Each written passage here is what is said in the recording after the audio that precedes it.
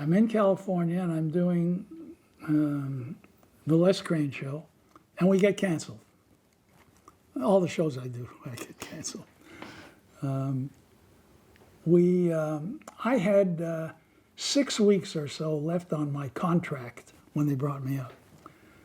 So I went to Nick Vanoff, who at the time had another show on the air called the Hollywood Palace, a variety show that was pretty special. I'll tell you a little bit about it.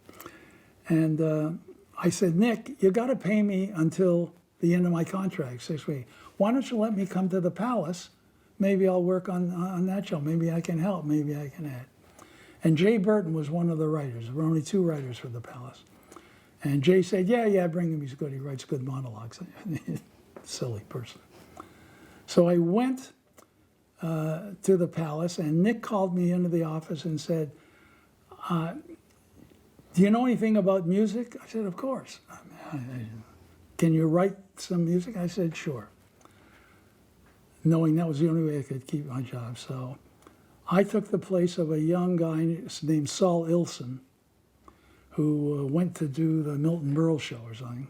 And he wrote their special material. So I was given the job of writing special material for all the stars. I mean, we're talking Bing Crosby, Judy Garland, Fred Astaire, the biggest people at the time. The very first week on the job, I wrote a piece, a song. It was an introduction to a standard for Bing Crosby. And in those days, we had orchestra rehearsal. Like, we had an orchestra of 50 people. I mean, it was a fabulous show. And Bing Crosby was up on the stage to rehearse it, and I was sitting in the audience. And someone apparently had told him this was my first job.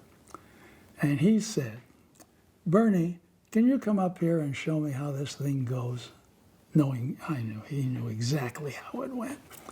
So I did get up on the stage and I sang it, and I'm not a singer.